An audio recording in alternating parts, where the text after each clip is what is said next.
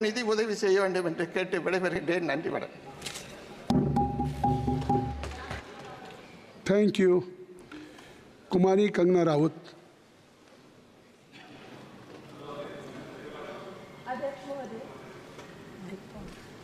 अध्यक्ष महोदय, मैं आपकी धन्यवादी हूँ कि आज मुझे आपने 2024 के इस बजट में अपने विचार रखने का अवसर दिया है और साथ ही मंडी क्षेत्र की जनता जिन्होंने मुझे अपना प्रतिनिधि चुनकर यहाँ उनके पक्ष की बात रखने का मौका दिया है, उनकी भी आभारी हूँ.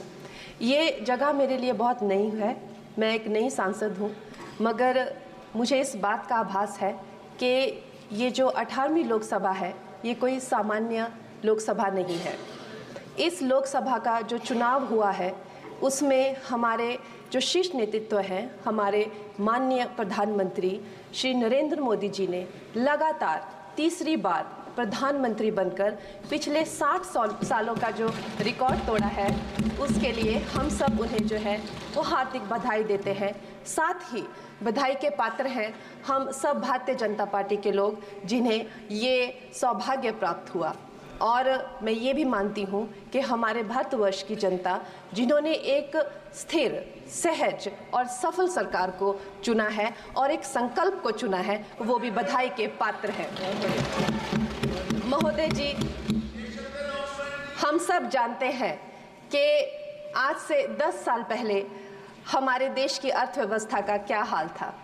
आज से 10 साल पहले हमारी संघर्षशील, जो एक चरमराती और एक लड़खड़ाती अर्थव्यवस्था जो कहीं 11वें नंबर पर थी और सारा देश जो है उसको लेकर चिंतित रहता था, पिछले 10 सालों में वो अर्थव्यवस्था 11वें से 5वें नंबर पे आई है और बहुत तीव्रता से जो है तीसरे नंबर की तरफ जा रही है.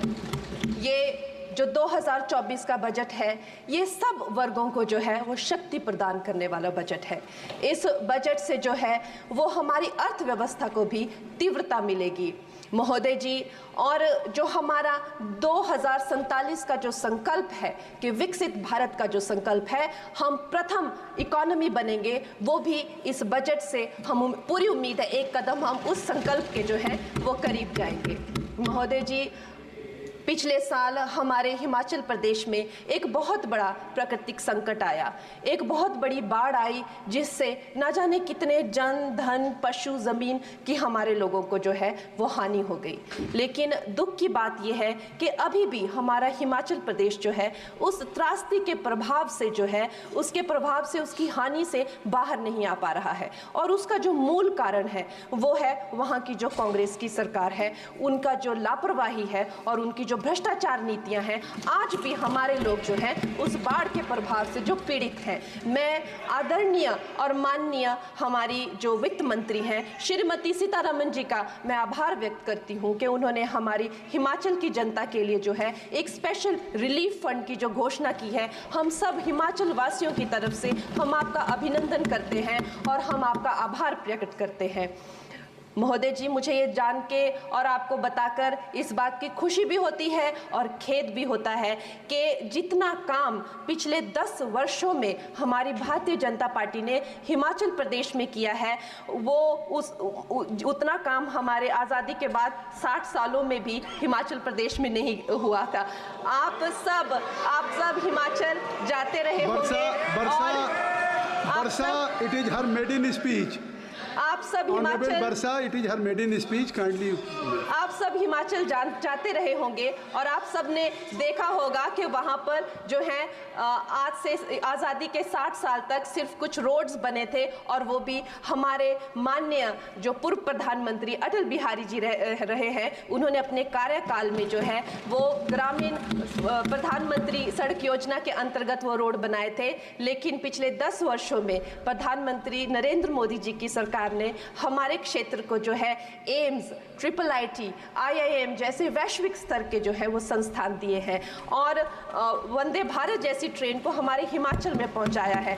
हमारे हिमाचल जैसे छोटे से राज्य को 3,500 करोड़ की लागत का मनाली कीर्तपुर जो है वो हाईवे दिया हुआ है, जिसमें माननीय महोदय जी 5 से ज़्यादा टनल हैं और 37 से ज़्यादा उसमें ब्रिजेस हैं. ऐसे वैश्विक स्तर की जो है हमें इंफ्रास्ट्रक्चर वहाँ पे मिली है और साथ साथ ही पूरे देश के लिए जो एक बहुत ही अद्भुत इंफ्रास्ट्रक्चर मार्बल है, जैसे कि हमारी अटल टनल 9 किलोमीटर की जो वो अटल टनल है, विश्व की सबसे लंबी टनल है और वो एक सिंगल ट्यूब हाईवे जो है वो पूरे विश्व के लिए जो है एक बहुत बड़ा उदाहरण है। और उसके साथ ही 11,000 करोड़ के हाइडल प्रोजेक्ट्स हमारे हिमाचल प्रदेश को दिए हैं। अगर मैं ये सूची यहाँ पे रखूँ तो शायद आप लोगों का बहुत वक्त जो है इसमें लग जाए, लेकिन लाखों लाभार्थी जो है वो चाहे मुफ्त राशन हो, चाहे पीएम की जो है वो मकान हो या आयुष्मान हो। हमारा हिमाचल प्रदेश एक ऐसे राज्य है जो पूरी तरह से शौच फ्री है और वहाँ घर घर में जो है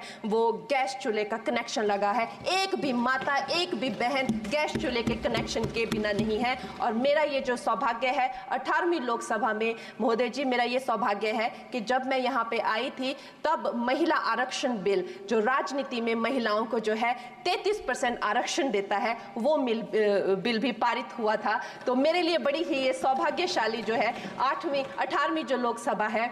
और मैं ये कहना चाहूँगी कि ये जो बिल है ये अवश्य ही एम्प्लॉयमेंट हो या चाहे स्टार्टअप इनोवेशंस हो, चाहे हमारे गरीब और मिडिल क्लास को टैक्स रिलैक्सेशन हो या हमारे जो अन्नदाता किसान हो उन पे फोकस हो। ये मैं इसे होलसम बजट कहती हूँ। और मेरी एक प्रार्थना रहेगी हमारे सरकार से कि हमारे मंडी क्षेत्र में अगर एक इंटरनेशनल एयरपोर्ट हो तो अवश्य ही हमारी जनता का टूरिज्म की दृष्टि से बहुत कल्याण होगा। वो हमें ज़रूर इस विषय में सोचें। और मुझे लगता है ये जो बजट है हम हिमाचल के वासी जो हैं इसका पूरी तरीके से जो है वो वेलकम करते हैं। और धन्यवाद।